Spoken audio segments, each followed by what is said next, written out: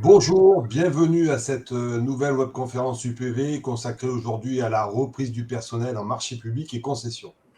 Alors aujourd'hui, nous allons aborder les impacts juridiques et pratiques de la reprise du personnel en marché public et en concession. La reprise s'impose lorsqu'un contrat public est renouvelé par appel d'offres avec un changement de titulaire du contrat alors que l'activité subsiste. Se posent alors les questions du devenir des salariés, de la protection de leurs intérêts ainsi que la vigilance à laquelle doit s'astreindre le repreneur et les conséquences de la reprise.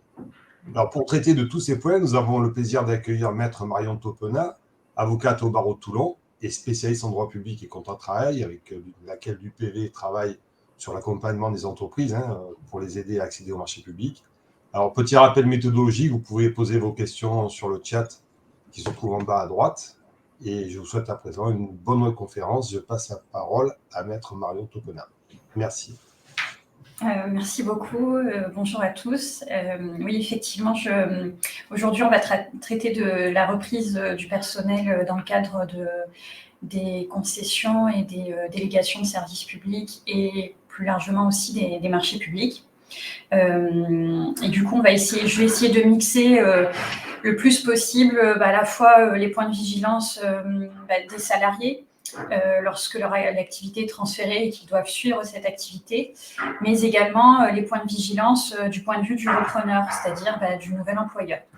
Que ce soit au stade de la reprise du contrat ou même, vous verrez un petit peu aussi en amont, c'est-à-dire au moment où ils ouvrent l'appel d'offres, les pièces du contrat, et où il se pose la question de savoir comment il va devoir candidater pour répondre aux besoins de la personne publique et obtenir le marché ou la concession en cause. Donc du coup, effectivement, on va traiter de cette reprise du personnel en marché public et en concession. Alors, le cadre textuel, vous allez voir que, évidemment, je vais traiter de deux grands codes aujourd'hui. Le code du travail, qui va évidemment trouver à s'appliquer pour les salariés, puisque les salariés en cause sont des salariés de droit privé, donc c'est le droit commun du travail qui s'applique. Et ensuite, on verra la partie code de la commande publique pure. Alors, s'agissant du code du travail, alors on va devoir faire un peu de droit. Je vais vous lire l'article L 1224-1 du code du travail qui régit justement cette notion de transfert de l'activité.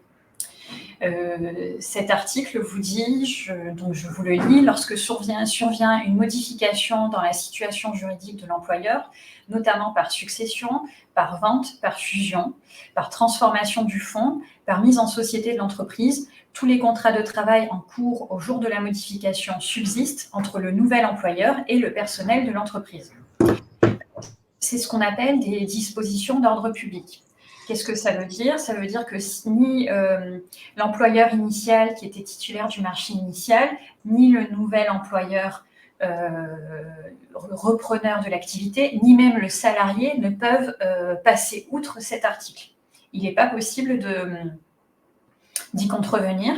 Et donc, on va voir comment le mettre en application dans les intérêts de chacun. Il faut savoir à titre liminaire que c'est pas parce que vous êtes une entreprise qui candidate et soumissionne à un marché public ou à une concession que vous allez de fait reprendre l'activité de l'ancien attributaire. C'est pas systématique et donc du coup, si vous reprenez pas l'activité de l'ancien attributaire, il n'y a pas besoin de se poser la question de la survivance ou pas des contrats de travail des salariés. Ça va dépendre pour certains types de marchés ou de concessions dont je vais vous donner des exemples tout à l'heure. Par exemple, on peut avoir la question des transports en commun, où là, très souvent, le salariat, la base salariale, les salariés vont survivre eux aussi à l'activité et l'activité va survivre. Ça va être le cas, par exemple, pour les marchés publics ou les DSP, donc délégations de services publics concernant la restauration scolaire. Ça peut être encore le cas pour tout ce qui est accueil périscolaire ou centre aéré ou pour la gestion des crèches, par exemple. Donc, ce que j'essaye de vous dire par là, c'est que la question du transfert ou pas, d'une part de l'activité et d'autre part du personnel, elle ne se pose pas systématiquement. Ce qui implique que lorsque vous candidatez entreprise et soumissionnez à un marché public, vous n'allez pas systématiquement reprendre l'activité du prédécesseur. Et aussi parce que, par exemple, prenons tout simplement un marché public de travaux.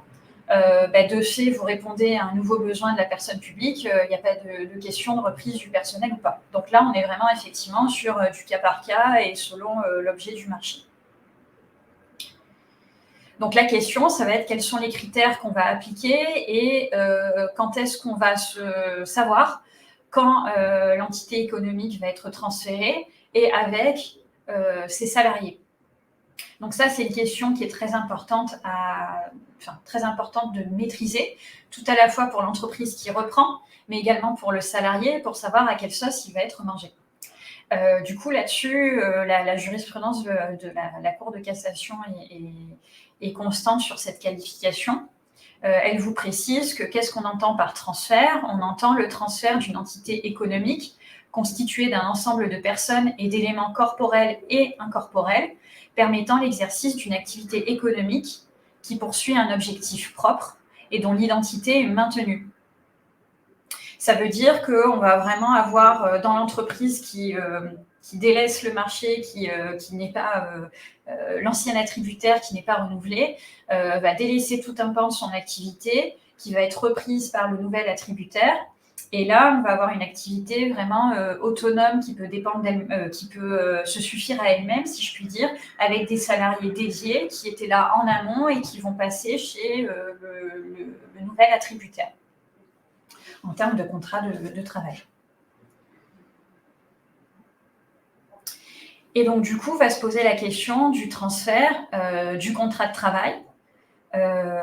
Et le principe, vous allez le voir, c'est qu'on considère que le transfert, il est automatique en vertu des dispositions du Code du travail que je vous ai citées tout à l'heure, et il est obligatoire à quelle date? À la date du transfert de l'entité économique. Exemple, le marché public en cause de restauration scolaire prend fin le 31 août 2023 et le nouveau marché du nouvel attributaire prend sa suite au 1er septembre 2023 pour être prêt pour la rentrée scolaire.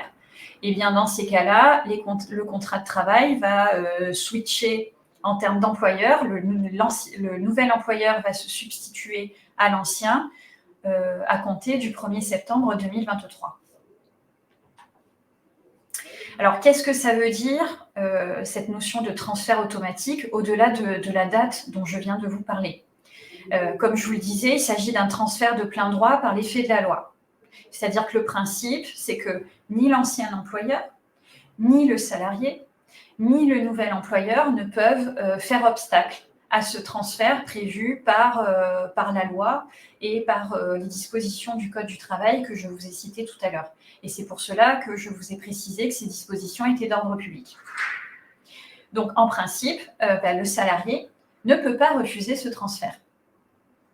Ça veut dire quoi? Ça veut dire que les contrats de travail en cause vont suivre l'entité transférée, quelle que soit la nature du contrat de travail, qu'il s'agisse d'un CDD, qu'il s'agisse d'un contrat à durée indéterminée, qu'il s'agisse d'un apprentissage, et ce, si les conditions suivantes sont respectées. Le contrat de travail en cause doit être en cours à la date du transfert de l'entité économique. Bon, ça paraît évident, mais il convient quand même de le rappeler. Et le contrat est rattaché à l'activité transférée par l'employeur. Et la question qui se pose maintenant et qui est tout à la fois pertinente, à la fois pour l'ancien employeur, le nouvel employeur et le salarié, c'est la question de savoir que se passe-t-il si le salarié refuse malgré tout. Alors, le refus, il est à ses risques et périls, surtout si ce transfert, il est prévu par la loi. Toutefois, ce salarié, il a le droit de trouver un arrangement, notamment avec son ancien employeur. Par exemple, je vous ai mis une jurisprudence qui est un petit peu ancienne, mais qui vous donne un exemple où, comme l'ancien employeur existe encore et a d'autres activités, eh bien,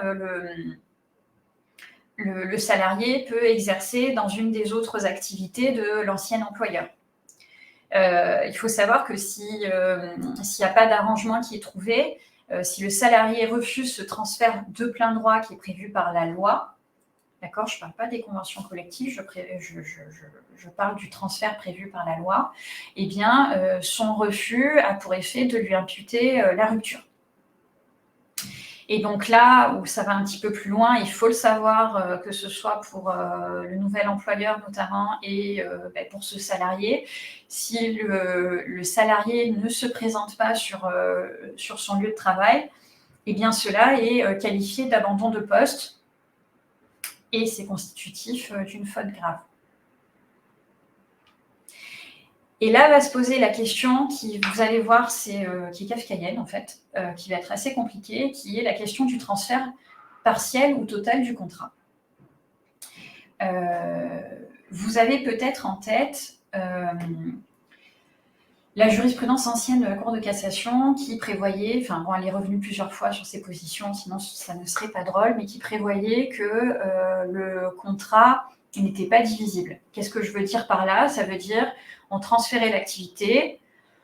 Si le salarié exerçait majoritairement dans cette activité, eh bien, son contrat de travail était intégralement transféré lui avec auprès du nouvel employeur. C'était un système qui n'était pas parfait, certes, puisque il fallait arbitrer, mais il avait le mérite de la simplicité, tout à la fois pour l'ancien employeur, pour le nouvel employeur, mais aussi pour le salarié. Au moins, les choses étaient claires et fixées et on ne rentrait pas dans des calculs d'apothicaire pour savoir quel était le pourcentage d'activité qu'exerçait le salarié à droite ou à gauche. Bon.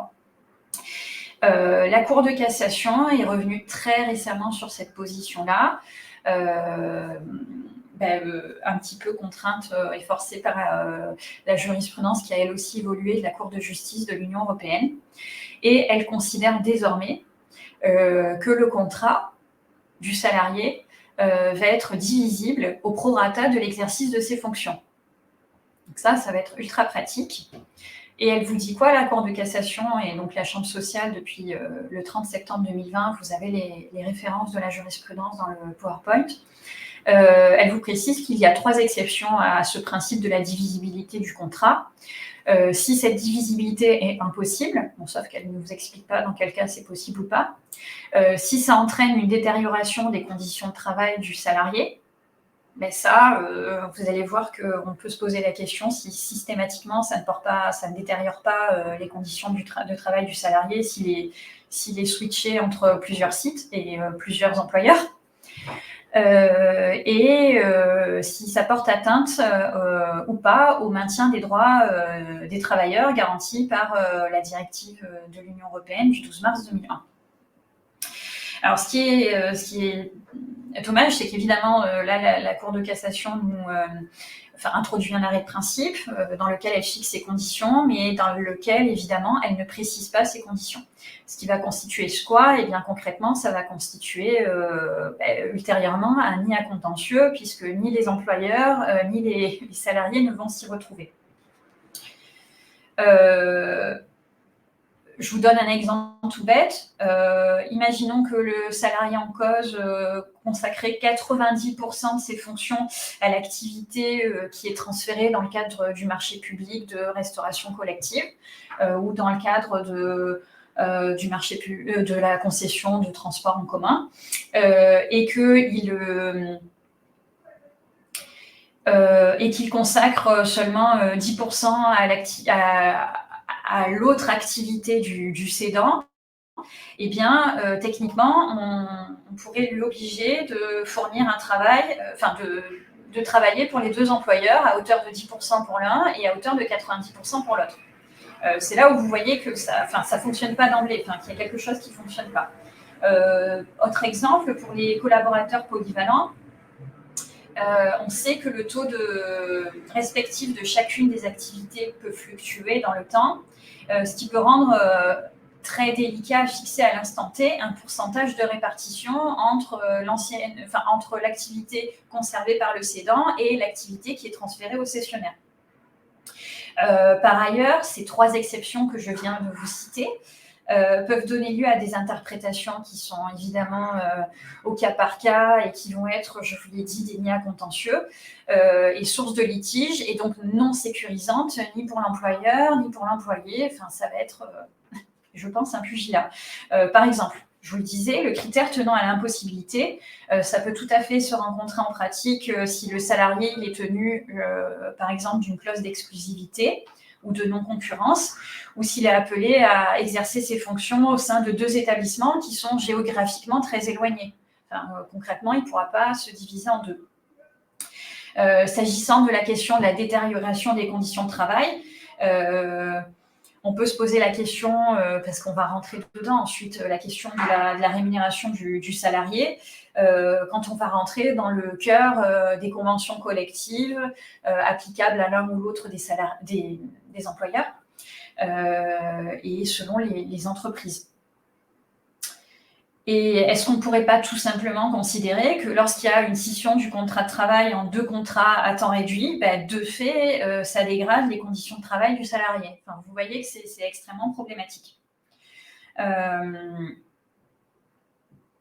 Et donc, vous voyez bien que la Cour de cassation, là, elle laisse ouverte concrètement la question des conséquences de cette solution de contrats multiples. Donc, c'est satisfaisant pour personne, en fait, et c'est pour ça que je tenais à le porter à votre attention en termes de points de vigilance. Et du coup, maintenant, on va parler du transfert et du maintien des éléments individuels du contrat de travail.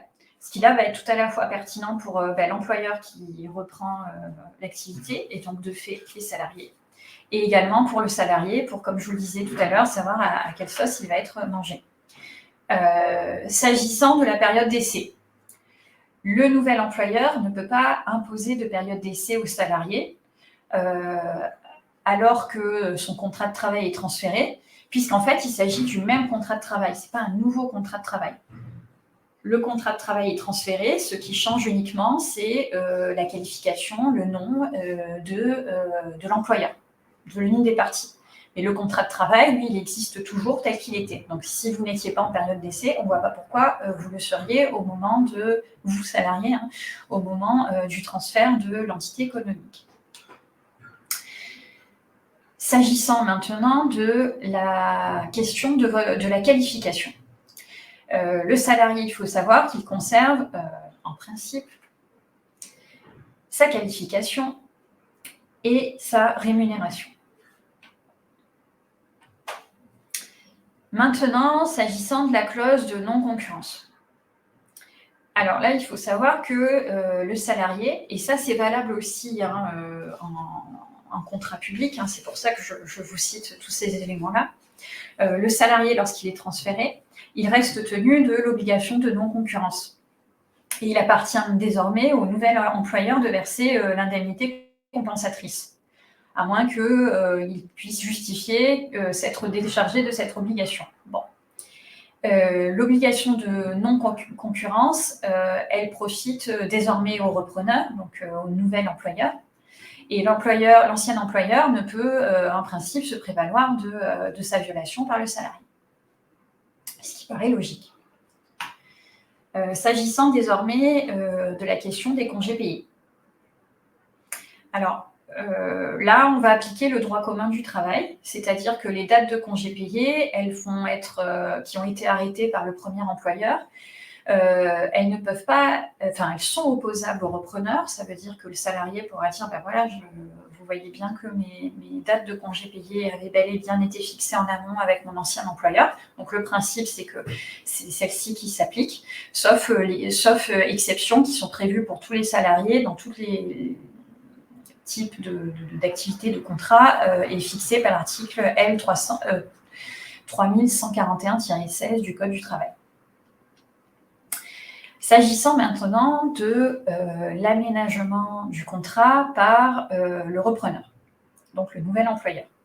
Le principe, je vous le citais en tout début de webconf, c'est que l'article L 1224-1 du Code du travail, il est d'ordre public. Ce qui implique quoi? Qu'en fait, il s'agit d'une poursuite, et d'une simple poursuite du contrat de travail qui va se maintenir aux mêmes conditions initiales. Donc, ça veut dire quoi? Ça veut dire qu'on ne peut pas aménager le contrat de travail comme ça, hors cadre légal, alors que celui-ci est d'ores et déjà fixé via ce contrat de travail qui n'est donc pas modifié, qui n'est pas un nouveau contrat, mais qui est bien le contrat qui continue à vivre dans le temps et qui est rattaché au salarié en cause. La modification du contrat, évidemment, elle est possible lorsqu'il y a un accord du salarié et évidemment aucune fraude commise. Désormais, on va traiter de l'effet du transfert sur les éléments collectifs du contrat.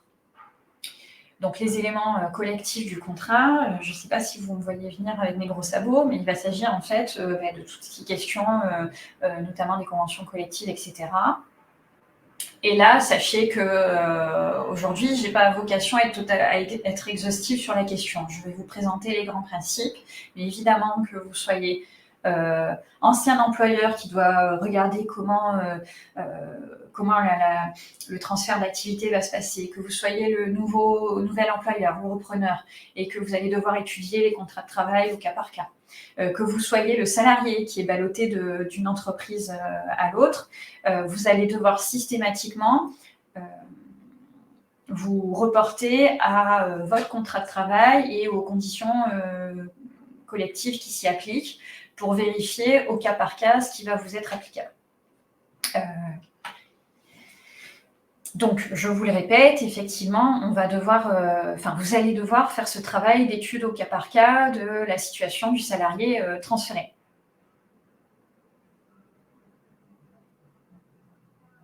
Si le salarié en cause n'est soumis à aucune convention ou accord collectif, les accords ou conventions, les accords collectifs du nouvel employeur vont être immédiatement applicables aux salariés. Ça, c'est je dirais, l'hypothèse la plus simple. Hypothèse évidemment la plus courante et la plus compliquée, hypothèse dans laquelle le salarié était soumis à une convention ou à des accords collectifs dans le cadre de sa relation de travail avec son ancien employeur. Et là se pose la question de qu'est-ce qu'on va appliquer dans le cadre de dans le cadre de l'activité transférée.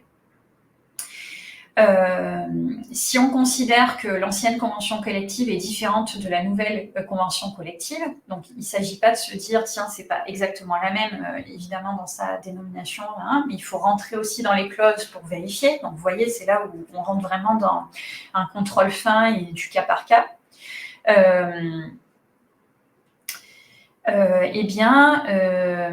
On va considérer que si l'ancienne convention collective est différente, la convention collective du cessionnaire va être mise en cause du fait du transfert de l'entité économique autonome. Donc, ça veut dire quoi? Ça veut dire qu'on transfère le contrat de travail, le salarié suit. En revanche, par principe, l'ancienne convention collective, les anciens accords collectifs, eux, sont dénoncés et n'ont plus vocation à s'appliquer. Sauf que ça, c'est extrêmement draconien parce que ça ferait passer du jour au lendemain le salarié sur de nouveaux accords collectifs, d'une nouvelle convention collective. Et en termes de sécurité juridique, c'est satisfaisant pour personne. Donc du coup, vous pourrez voir que le Code du travail, et c'est encore une fois quelque chose qui s'applique aussi en droit des contrats publics, le Code du travail prévoit une période de maintien temporaire des anciens accords collectifs pendant une période de 15 mois. Donc, en fait, les anciens accords collectifs, l'ancienne convention collective, auront vocation à survivre juridiquement pendant les 15 premiers mois suivant la date de transfert de l'activité et partant de la date du transfert du contrat de travail.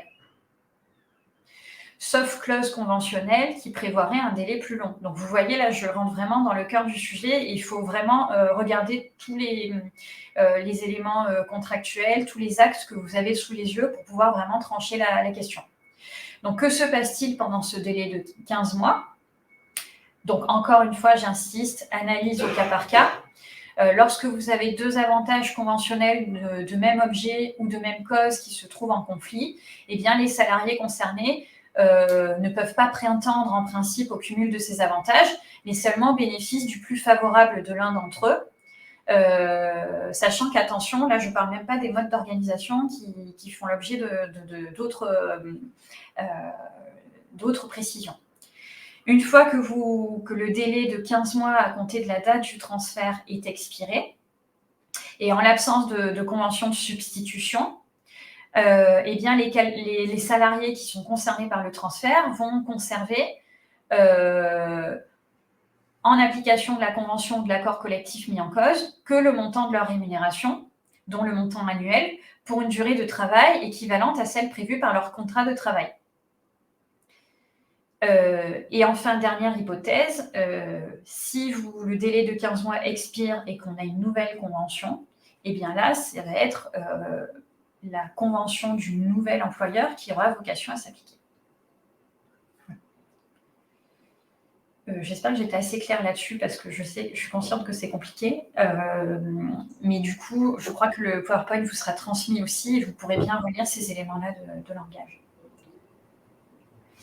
Alors maintenant, je vais traiter de la reprise du personnel et de la commande publique pure et dure.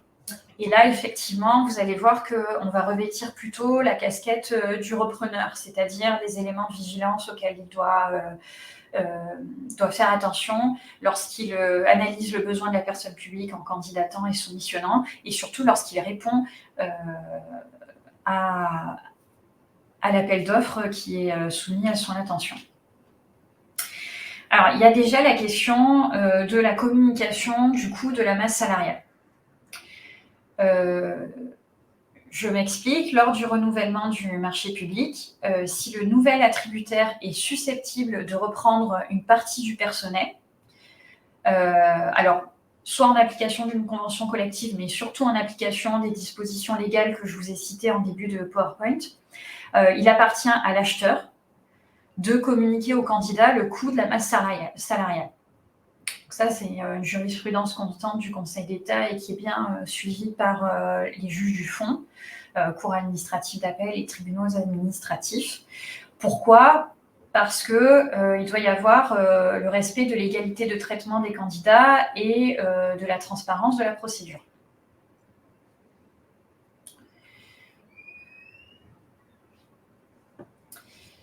Et donc, du coup, dans ce cadre-là, va se poser la question de la réponse à l'appel d'offres. S'agissant maintenant de la reprise du personnel dans ce qu'on appelle les OAB. Alors, vous verrez qu'il n'est pas possible d'attribuer un marché à une entreprise qui méconnaît les règles du droit de la concurrence, notamment la règle liée au principe de sincérité des prix.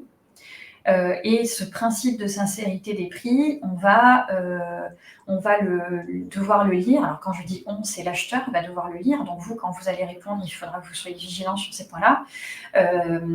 Va analyser ce principe de sincérité des prix à l'aune de ce qu'on appelle des conventions collectives qui imposent justement le périmètre financier. Pourquoi ? Parce que ces conventions collectives, ça je pense que vous le savez mieux que moi, elles ont pour objet et pour effet notamment de fixer la base salariale minimum et les salaires planchers. Donc ça, c'est ce que vous précise le Conseil d'État dans un arrêt du 1er mars 2012, dont vous avez les références dans le PowerPoint. Pardon, là je vais trop vite. Ce que j'ai peut-être pas expliqué, c'est qu'est-ce qu'on entend par OAB, parce que pour moi c'est une évidence abyssale, mais en fait une OAB c'est ce qu'on appelle une offre anormalement basse. Donc ceux qui candidatent régulièrement à des marchés publics, c'est quelque chose que vous connaissez par cœur, c'est-à-dire si votre prix est anormalement bas, forcément la personne publique va vous écarter. Ce qu'elle peut faire et ce qu'elle a le droit de faire, c'est si elle reçoit votre candidature et votre offre et qu'elle constate que le prix est quand même sacrément bas, elle a le droit quand même de vous poser la question de préciser votre offre financière et de dire comment vous en arrivez avec cette offre technique-là à nous proposer cette offre financière. Et donc là, dans ce cadre-là et dans cette analyse-là, l'acheteur, de fait, il va devoir rentrer s'il veut bien faire son travail, toujours pareil, rentrer dans les éléments financiers de votre offre et surtout, pour les types de contrats que j'avais cités au début, à savoir contrat de transport, contrat de restauration collective, contrat de crèche, etc., le coût de la masse salariale, généralement, c'est un des plus gros postes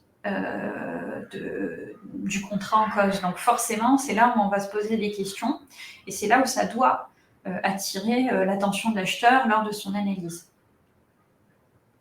Et donc du coup, c'est là où vous, repreneur, vous devez faire attention à ce que vous allez mettre dans votre offre financière et comment vous allez présenter les choses à l'acheteur. Donc du coup, moi, ce que je vous propose de faire, c'est de bien voir ce que va analyser l'acheteur pour que vous puissiez répondre. Donc l'acheteur, il va, pour apprécier la recevabilité des offres, il va vraiment modéliser leurs coûts. C'est ce qu'il doit faire. C'est-à-dire il va devoir se poser la question de savoir combien il y a de personnes affectées, quelle est l'ancienneté de chacune, quelle affectation, quelle durée, quelles sont les charges fixes, quelles sont les charges variables, etc., etc. Et cette analyse des coûts, elle va être dissociée de l'analyse globale du prix, hein. Mais le but, c'est de savoir vraiment comment vous, repreneur, vous allez toper votre offre. Et donc, le but, c'est vraiment de voir si vous n'avez pas sous-évalué les éléments de l'offre. À noter aussi que si vous êtes repreneur, si vous candidatez et que vous voyez qu'il n'y a pas assez d'éléments sur le transfert de personnel et sur les coûts, etc., sur le nombre, sur la qualification, enfin bref, vous devez, mais vraiment même pour vous protéger vous-même, poser la question à la personne publique, de savoir si, de lui demander de communiquer plus d'éléments dans ce cadre-là pour que vous puissiez justement faire une réponse au plus juste et ne pas vous engager aussi d'ailleurs sur des montants qui seraient complètement inadéquats avec la réalité de l'activité. C'est important aussi parce que si vous n'avez pas ces éléments-là, vous serez désavantagé par rapport au sortant qui généralement va recandidater et lui, forcément, il aura tous ces éléments-là puisque, par exemple, si on parle d'une concession de transport, lui, il connaît parfaitement ces éléments-là puisque c'est sa masse salariale de son activité autonome dont on parle qui est mise en jeu dans le cadre de l'appel d'offres. Également, l'acheteur, il va essayer de comprendre la stratégie commerciale que vous essayez de mettre en œuvre et leur articulation avec d'autres contrats que vous auriez par ailleurs. Et là, je vous lis le considérant de principe du Conseil d'État qu'il faut retenir quand vous candidatez et soumissionnez à ce type de contrat.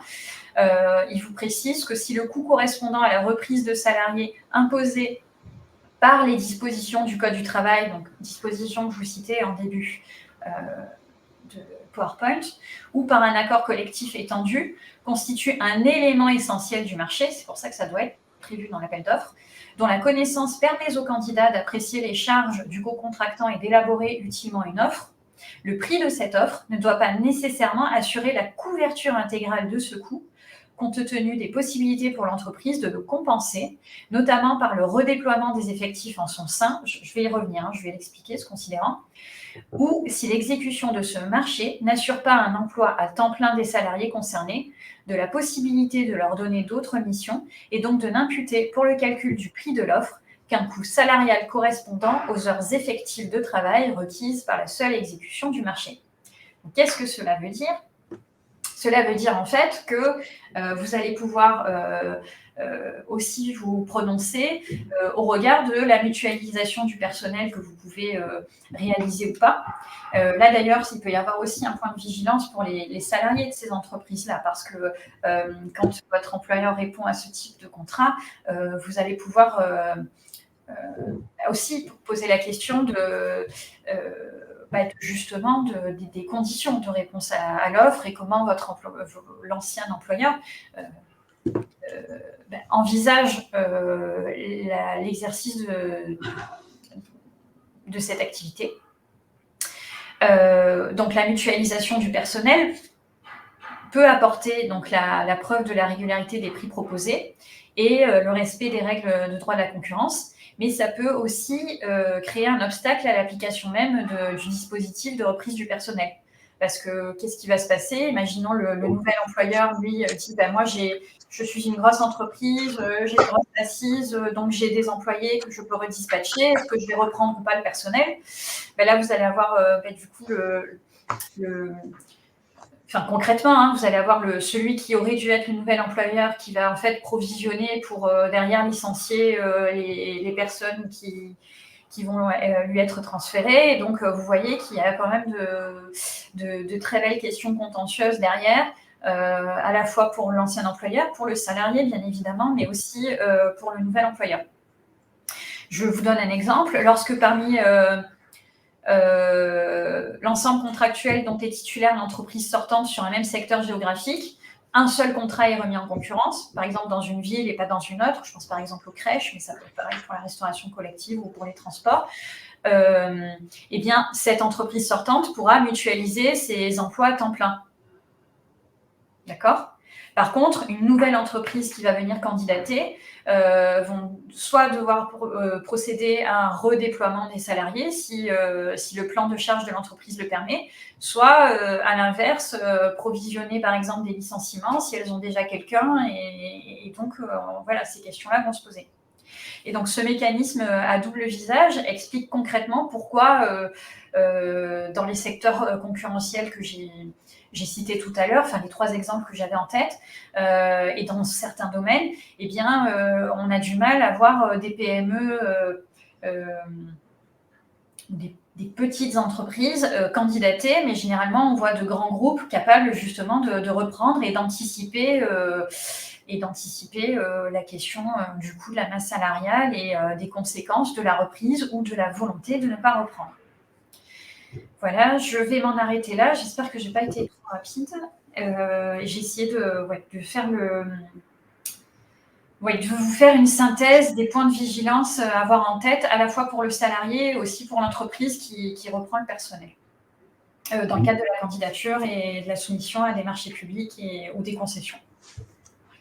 Merci Marion pour cette présentation claire et très complète. Alors, c'est le moment des questions. Donc, si les participants ont des questions, c'est le moment de les poser. Sinon, ils pourront toujours revenir auprès de Maître Topona, qui se tient à vos dispositions pour entrer peut-être un peu plus dans le détail de chaque spécificité. Oui. Voilà, donc toujours pas. Bon, écoutez, je vais vous remercier pour votre intervention, Maître. Je vous donne rendez-vous pour la prochaine webconférence la semaine prochaine, le mardi 11 avril. On abordera un tout autre sujet qui est celui de comment transformer ses salariés en ambassadeurs. Donc, c'est un vaste sujet aussi. Je vous remercie et je vous souhaite une bonne journée à toutes et à tous. À bientôt. Au revoir, merci.